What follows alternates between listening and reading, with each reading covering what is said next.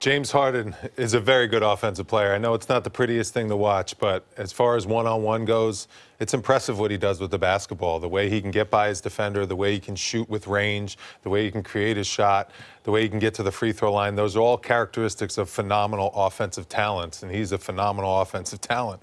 You mentioned he didn't shoot the ball well, yeah, but if he shoots normally, he gets 70. I know, but he shoots the ball a lot because he can create makeable shots on a normal basis every time down the floor for himself. So you knew he was going to put on this type of performance in the Garden, and he needed every one of his points to pull out this win. Give the Knicks credit. They fought hard all the way down the stretch. How about that he took 23s, he took 18 twos, as you saw the shot chart before, and 25 free throw attempts. I mean, he took more threes than twos, but every two seemed to be right at the rim because he can get right by you. And obviously he knows how to manipulate the fouls. He can get those calls from the officials because his hands are strong, but they're also quick. And he is probably one of the most difficult players to guard in this game because of his ability to make those outside shots. But there's your shot chart. That is the Mike D'Antoni dream shot chart right there. He doesn't want you to take those. See those three around the dots and on the elbows? No, those are bad. Mike D'Antoni, I don't like those shots. Mid-range is out. That's out. Don't take those. But everything you see on the outside and everything you see right by the rim for the last 15 years in this league, that's what Mike D'Antoni has been preaching. And everybody thought that Steve Nash was the perfect player for his system. We've learned that it's James Harden. Meanwhile, that play in the fourth quarter, if Mike Breen hasn't seen it, I know, and you haven't seen it, it may have never, ever happened. It's all in our recap of the fourth quarter. Watch how the Knicks made this comeback. It starts with Damian Dotson hitting a couple of clutch shots. Yeah, he was really good. And the bench was really good all game long. If you remember, when they came in the first quarter, they were phenomenal. That was a big shot the Knicks needed. Because the third quarter, their offense really struggled and sputtered. And how about Alonzo Trier? What a performance. You want to talk about ISO talent scoring the basketball. ISO Zoe was almost as good as James Harden, and he was much more high percentage.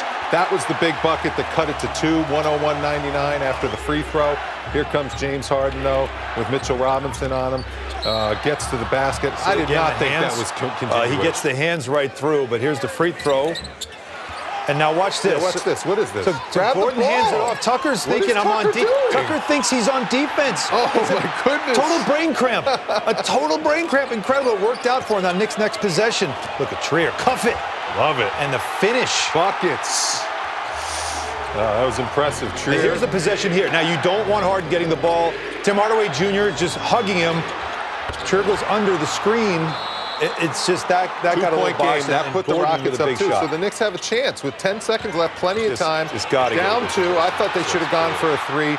Just getting the ball in Vonleh's hands is not the right is a tough move to deal with. And then James Harden, he's got to get the ball back immediately. Come inbound, just go get that ball right away. But just get that ball. You know, Houston used the half-court line as another defender, so they boxed him in over there. Vonleh was kind of panicking. He put the ball on the floor. Give Eric Gordon credit. He had some big-time defensive plays. He's not known for his defense. That was a big steal down the stretch of that game, and tough way to lose for the Knicks. And also, David Fizdale was ejected in this game. It's the maddest we've seen him. And really lost it, like getting off the court. So he's not there for these final possessions. And I think he really felt like he didn't do anything to deserve that second tech. First one he earned. The first one, I think he wanted to set a tone.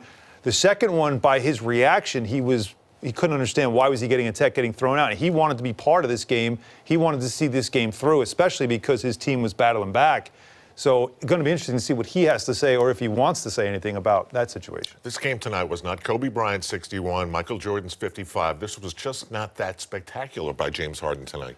Yeah, it's an acquired taste, I guess. His fans who love him, you know, we're going to sound like sour grapes here, but, I mean, we saw Michael Jordan's 55.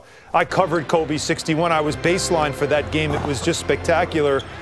But when you watch James Harden, this is the stuff he does, that extra step. I call it manipulating the rules. It's not that he's breaking them. He just knows how to use them in his advantage. Hands are on you. He will chicken wing your arm, and he will grab it, make it look like you're fouling him. He's just such a great step-back three-point shooter that when you put your hand up, it's almost impossible, so you feel like you have to lunge at him. Wally, you know, you played in an era of the most unbelievable players, the greats. You played with a guy like LeBron. This guy's obviously a great player, but is he an entertaining player to watch? Well, you admire the skill level and the fact that he can make those threes. It's hard to make step-back threes the way he does. You have to get up on him so close. There you see the Carmelo Anthony performance. We remember that one. That was special, the way he lit up the Garden that one night. I think it was against Charlotte a few years ago. Correct. But there you go, Harden and Kobe Bryant. Look at those names. Look at those numbers. That's pretty impressive, and that's the modern-day NBA. With the possessions, with the analytics, James Harden gets to shoot 37 times or whatever, 38 times, and get up 23. You know how many assists the Rockets had in this game as a team? They had 10. Niche. Like, there's this call about how the ball sticks with one player. We know the player we're talking about, Carmelo Anthony, right? And everybody hated that. Right. And it's not, this isn't good basketball. And Mike D'Antoni's one of the guys that hated that, ISO ball. This whole game was ISO ball. This is what they do now. They needed to do it to win. But there is that argument of, okay, he's a great player, but is this great basketball? Well, it wins. It's winning basketball. They're 15-6 in their last 21 games. They don't have Chris Paul.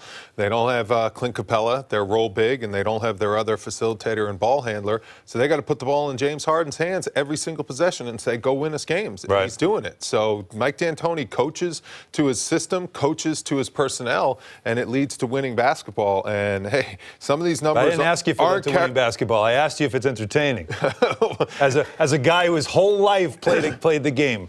It's entertaining, I got to say. I mean, a guy that can shoot threes with that type of ability. Not to me, it's not. Hey, listen, going to the free throw line is not entertaining. You saw that list of players. Hey, there's a lot of that drives me crazy. A lot of paintings in the museum that I don't like either. But I 25 free 25 free throws. No, you respect it. But 25 free throws is too much. You saw the list of players. Shooting, and he's unguardable. Right.